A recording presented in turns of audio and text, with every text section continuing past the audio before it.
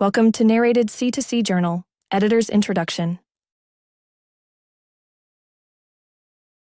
A state monopoly over mail delivery has long been the status quo in Canada, but it wasn't always that way. During the pre-Confederation era, a range of feisty stagecoach and shipping companies delivered letters in competition with colonial government operations. And in the 1920s, a few enterprising aviators offered their own private airmail service throughout Canada's north, sometimes even issuing their own stamps. Today, with Canada Post facing the prospect of bankruptcy, Shawn Taylor argues it's time to let the market reassert control over delivering the mail. Taking a close look at successful privatization efforts around the world and talking to experts in both Europe and North America, Taylor considers the best way to ensure taxpayers don't end up on the hook for a mail service few of them use anymore. Dead Letter Department: How Privatization Could Save Canada Post, and Taxpayers Too, by Shawn Taylor. The concept of regular mail delivery goes back to the ancient Persians, who, according to Greek historian Herodotus, operated a Pony Express-style courier system throughout the empire of Darius the Great, circa 500 BC. The modern post office, however, comes from Rowland Hill. In 1837, Hill, a British educator and social reformer, proposed a dramatic change in how the Royal Mail operated. Back then, the cost of delivering a letter was paid for by the recipient and involved a complicated calculation based on weight and distance. This opaque system proved a lucrative source of income for the Crown, and private competitors were forced out to protect the government's monopoly. As a result of the high cost and complication, few Britons sent letters. Hill's scheme was to limit the government's monopoly powers by requiring that letters be delivered anywhere in the United Kingdom for the same price, with next-day delivery for local mail. Further, the sender would pay for this via a stamp affixed to the front of the envelope. These reforms were adopted in 1840 with the appearance of the famous penny black stamp and proved a tremendous success. The volume of mail doubled within a year and doubled again a decade later. Hill's concept of universal postal coverage at a single low price was quickly adopted around the world, including in pre-Confederation Canada in 1851. The result was a worldwide communications revolution that lasted well into the 21st century. Recall that up until very recently, every household bill arrived in an envelope with a little window on the front. Love letters were once a primary means of romantic engagement, and Christmas cards were as ubiquitous as icicles in wintertime. Throughout this era, mail was the lifeblood of the economy, and any disruption to it threatened economic catastrophe. Due to the state's monopoly on mail delivery, unionized postal workers in Canada and elsewhere used this lever to their maximum advantage, frequently going on strike to extort higher wages and better working conditions. But while this pushed up costs over time, the critical need to send and receive mail meant state-owned post offices such as Canada Post remained reliably profitable. As recently as 2014, the Crown Corporation earned a profit of nearly $200 million.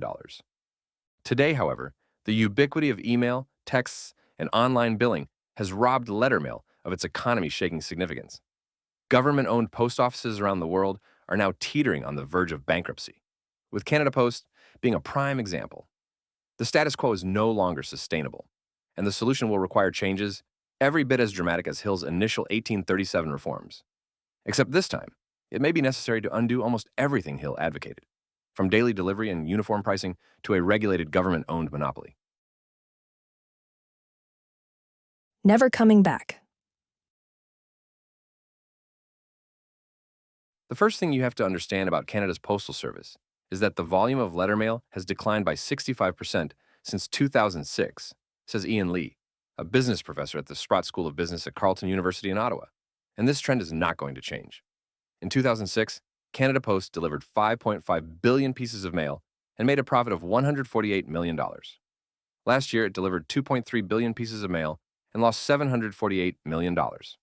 Within a decade, Lee predicts in an interview, letters will essentially vanish, and with them, Canada Post's core business. Simultaneous with the disappearance of letter mail has been a vast expansion in the parcel delivery business, driven by the growth of online shopping. Given its expertise in delivering things door to door, it might seem plausible that Canada Post could shift its focus from letters to parcels and chart a way back to profitability. Unfortunately, its reliance on expensive unionized labor means this is not possible. Lee estimates that full-time employees who belong to the Canadian Union of Postal Workers, CUPW, make between $50 and $60 per hour, and they only work weekdays. Established private sector courier companies such as UPS and FedEx pay around $40 to $50 per hour, and offer greater flexibility. An even bigger threat is posed by private contractors, such as in telecom, that rely on part-time gig workers, earning between $20 and $30 per hour. Plus, these workers often drive their own vehicles and are available 7 days a week. Due to its high-cost, inflexible labor force, observes Lee, Canada Post is massively uncompetitive in parcel delivery. Caught between these two powerful trends, the disappearance of its core letter delivery business and the proliferation of more competitive parcel delivery services, Canada Post has become deeply unprofitable. Since 2018, it has reeled off 6 consecutive losses totaling $3 billion. And the situation keeps getting worse. When CUPW went on strike yet again this past November, it only served to reinforce the public's perception that snail mail is now irrelevant to their lives. Many paper bill holdouts finally switched to online billing, and almost no one sent Christmas cards, further dooming the letter mail business. About all that's left is pizza flyers. As a self-financing crown corporation since 1981, Canada Post has so far paid for its growing deficits by drawing down its capital reserves and taking out loans, essentially burning, though, the remnants of its once profitable self. But this can't go on forever. Last year, Canada Post executives warned Ottawa they were in danger of running out of cash sometime in 2025. Making good on that prediction, in January, the federal government lent Canada Post $1 billion to maintain its solvency and ensure it can continue operations. With bankruptcy now a very real possibility, this billion-dollar loan ought to be regarded as the first step in a looming and massive taxpayer-funded bailout of Canada's failing postal system. Here's how to prevent that from happening. An end to door-to-door delivery. Lee has been studying Canada Post since he wrote his PhD dissertation on it in 1989. He says the solution to its financial crisis lies in radically changing the requirements of its job.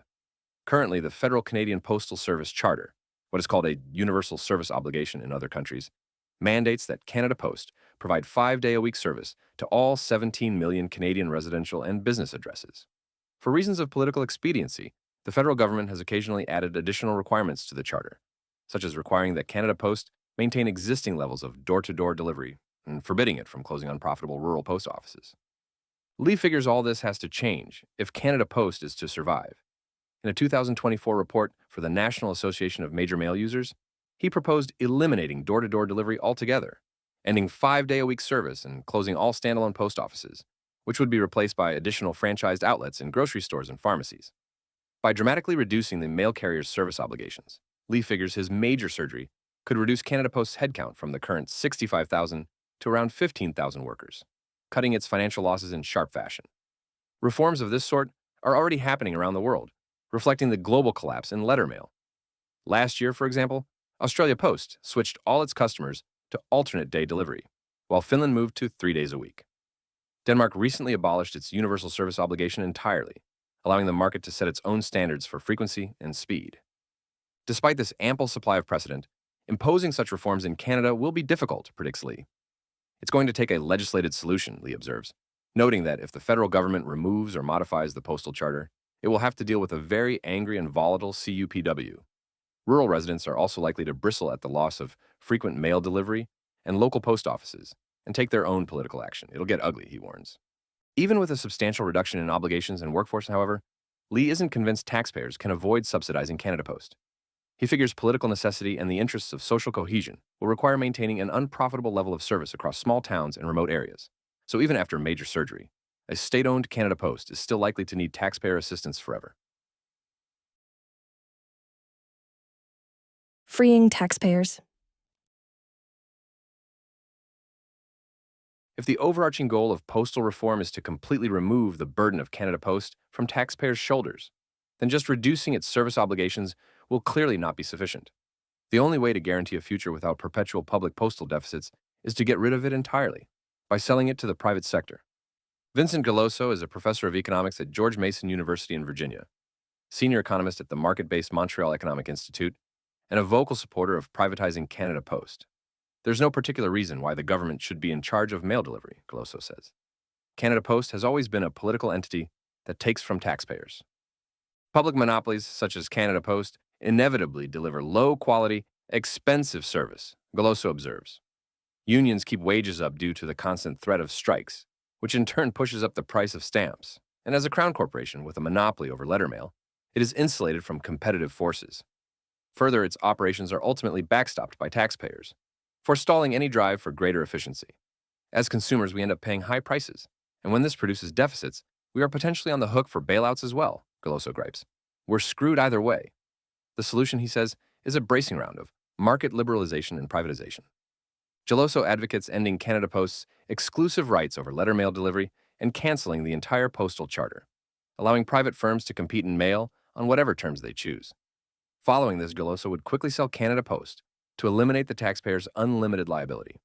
Private competition in the postal business is really easy to achieve, he insists. You just need to look around the world. For evidence on the benefits of privatization, he points to Europe's long track record of privately owned post offices. Europe, a privatization proving ground. In 2013, the European Union liberalized the postal sectors in all 27 member countries, opening it to private competition and encouraging the sale of state-owned post offices. Since then, many countries have experimented with various forms of competition and privatization, providing a rich array of evidence on what works and why. The crowning example for privatization is undoubtedly Germany's highly profitable and respected Deutsche Post. Last year, it tied for top spot in rankings by the Universal Postal Union, a UN agency that rates the performance of 174 global postal operators on measures such as cost, reliability, and innovation. Canada Post came 15th. Not only does Deutsche Post deliver the mail quickly, efficiently, and inexpensively, it makes a lot of money doing so. According to its most recent annual financial statements, DHL Group, which includes Deutsche Post and parcel carrier DHL, booked a net profit of 3.7 billion euros, 5.5 billion Canadian. Canada Post has never, ever had a year like that. The secret to Deutsche Post's success, says postal reform expert and lawyer Mateusz Chowadecki, is that it took action long before the current crisis hit. In the 1990s, they realized they wouldn't be able to survive on letter mail alone, says Chowadecki, a visiting fellow at the Center for a Digital Society, CDS, at the European University Institute, in an interview from Florence, Italy. While still a state-owned operation then known as the Deutsche Bundespost, it began buying up parcel delivery companies such as DHL and overhauling its internal operations. Today, Chowadecki says, Deutsche Post is the biggest postal logistics operator in the world. They are successful, very efficient, and fully private. Other notable European postal privatization efforts include Sweden, which took its post office private in 1984, Belgium, the Netherlands, and Austria. Some countries, such as Italy, only partially privatized their postal business. Others are now contemplating the move in light of major financial crises.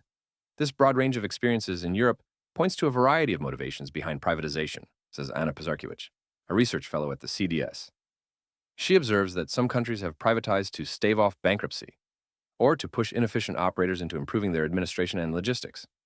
You can also privatize a profitable company as a way of encouraging the public to own shares in these former government-owned firms, or to pay down public debt, Pizarkiewicz says in an interview, pointing out that Italian Prime Minister Giorgia Meloni is now planning to sell off part of the government's remaining 30% share in Poste Italiano to reduce debt. There is not one path to privatization, adds her colleague Chowadecki. Britain's experience is often presented as a counter-argument to the many benefits of privatization. In 2013, the Royal Mail was sold in a successful public stock offering. Strangely, however, only the mail delivery portion of the business was sold. The British government retained control over the physical post offices, which provide other public services. Since then, critics have pointed to the Royal Mail's poor delivery performance, financial losses, and a hacking scandal as evidence that privatization is no panacea. A recent CBC report scolded Geloso for focusing on the success of Germany while ignoring Britain's woes. It is true that the privately owned firm has struggled with regulatory requirements that it provides 6-day-a-week service and deliver local first-class letters within 1 day. However, hugely profitable Deutsche Post faces much lighter regulations. It is only required to deliver letters within 3 days and recently scrapped other services such as domestic airmail that proved unprofitable.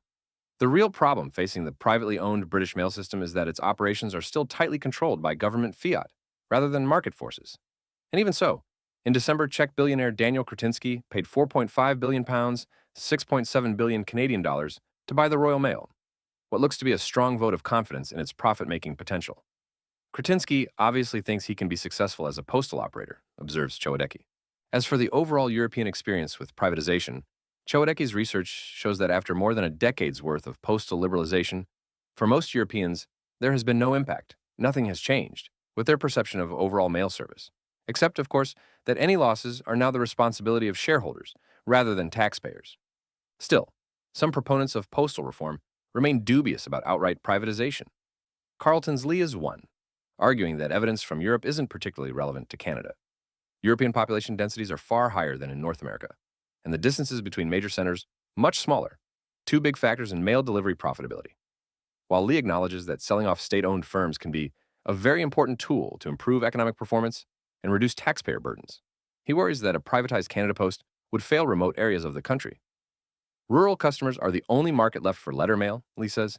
The distances between them are simply too great to be profitable, but they still vote. Looking ahead to the next federal election, he notes the preponderance of conservative MPs representing rural ridings, and doubts they'll have the nerve to shut down their local post offices if they win power. The same geographic obstacles bedeviling Canada Post are also at work in the United States. Since 2007, the United States Postal Service, USPS, has lost a staggering $100 billion due to falling letter mail volumes and stiff competition from private sector parcel carriers. Last year alone, it lost $9.5 billion US dollars. This despite a $50 billion bailout from Congress in 2022 that covered USPS employees' healthcare and pension benefits. What is different south of the border is that it appears US President Donald Trump is prepared to stop the bleeding by privatizing the USPS. Last week, the Washington Post revealed that Trump plans to dismiss the entire USPS board of directors and absorb its administration into the Department of Commerce, in what the newspaper regards as a precursor to selling it. Getting there. With postal privatization having proved its worth in Europe and gaining steam in North America, Galoso suggests the first step for Canada is figuring out how to overcome an obstreperous postal union. To get around CUPW opposition to selling Canada Post, he suggests letting it in on the ground floor by offering the first round of shares exclusively to union members. Not only would this make them partners in the concept, it would transform Canada Post into a far more efficient company. All of a sudden, there would be an incentive for CUPW workers to improve productivity and profitability, Geloso says. Right now, they have no profit motive. After a year of employee ownership, Geloso would then put the rest of the company up for sale in a public offering. Staging the process over 2 years should improve the odds of a successful privatization, he says. To further improve the new, publicly traded for-profit company's odds, he's also prepared to abandon Hill's nearly 2-century-old notion of a single price for delivery anywhere in the country in favor of market-oriented pricing that varies by distance. We allow regional variation in prices for everything from food products to insurance, notes Geloso, not to mention parcel shipping. Why should a stamp be any different? Crucial to this staged yet rapid liberalization and privatization process is the unleashing of new competitive forces. Markets allow us to figure things out, Geloso says. For this reason, he's unwilling to declare letter mail doomed. Perhaps some people like door-to-door delivery so much they're prepared to pay for it. Or maybe a parcel delivery company can figure out a way to deliver letter mail at the same time, he says. But unless the door to innovation and competition is opened, he observes, it's impossible to predict what might happen. As for the thorny issue of maintaining uneconomic rural mail delivery, Geloso recommends finding other ways to assuage those voters. For example, mail services could be made exempt from GST, which would offer a modest subsidy to rural customers. Or the federal northern resident tax deduction could be increased to compensate for the higher costs a private firm might charge for mail delivery in remote areas. The goal should be to ameliorate the problem as cheaply as possible. These same challenges face Trump's putative plan to privatize USPS. Victor Glass is a professor at the Rutgers Business School in New Jersey and co-editor of the recent book, The Economics of the Postal and Delivery Sector. In an interview, Glass agrees that privatizing state-owned post offices such as Canada Post or USPS makes a lot of sense. He echoes Geloso in observing that regulated monopolies are intrinsically ponderous and lack incentives to innovate. A privatized, more nimble mail carrier could, he hopes, generate the sort of competitive instincts displayed in Europe. I'm not convinced certain types of mail will disappear completely, Glass says. If postal services were more creative, they could probably stimulate new types of mail. Where Glass differs from Geloso is in how privatization should be implemented. Rather than shock therapy, he prefers an incremental approach based on the successful privatization of the telecom industry around the world in the 1980s and 1990s. The key here is the concept of a reverse auction, in which firms bid against each other to take on work for the lowest amount of government subsidy. Reverse auctions are a proven method for selling off money-losing government-owned or regulated enterprises, in this case unprofitable rural mail delivery routes. When Denmark scrapped its universal service requirements for PostNord last year, It announced a system of explicit government subsidies to protect mail service to remote island communities, as well as blind residents. Reverse auctions could solve several problems to reforming the USPS, Glass observes. They would allow innovative private firms to enter the market and take on the biggest challenges in letter delivery while minimizing government assistance. And by removing its worst money-losing aspects, the USPS might eventually regain profitability ahead of privatization. Admitting that the political obstacles are huge for postal privatization in both the US and Canada, Glass figures this gradual approach offers the best chance for success. But whether fast or slow, privatization is the only way to permanently insulate taxpayers from enormous postal deficits in the future. Staving off catastrophe. The federal Liberals' $1 billion lifeline for Canada Post in January came with a catch. This cash injection will ensure the continuity of Canada Post operations. However, it is clear that the corporation must be put on a path to viability, the press release from Public Service and Procurement Canada stated. Unfortunately, it made no mention of what that path should look like, or who would lead the way. Having seen its earlier cost-cutting efforts aimed at closing rural post offices and ending door-to-door delivery stymied by the Liberal government, Canada Post has recently pivoted to the absurd notion that it can diversify its way to solvency. It has tried to get into the digital identification business with a new Identity Plus app. The federal Liberal Party is using this app to verify voters in its ongoing leadership contest, with notably disappointing results. Canada Post also has plans to provide checking and savings accounts in conjunction with online bank Coho Financial. This is its second attempt at getting into postal banking. A similar joint offering with TD Bank in 2022 was shuttered after just a few weeks.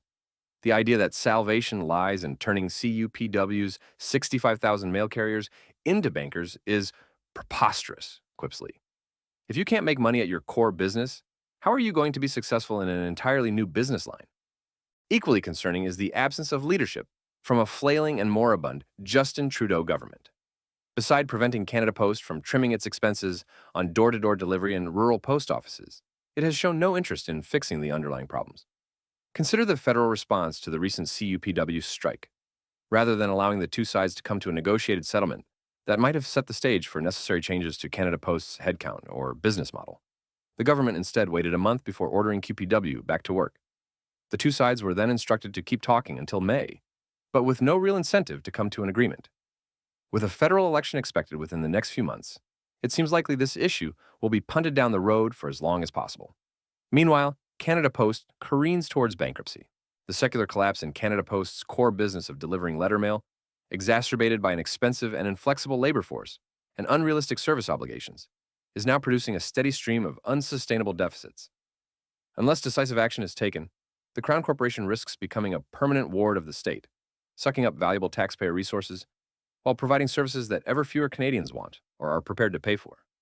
And the only realistic solution is an immediate and permanent change to the very concept of Canada Post. Given the experience in Europe and elsewhere, the surest path to viability lies in letting the market take over. This means removing the obligations of the Federal Postal Charter and harnessing the innovation and creativity of the private sector.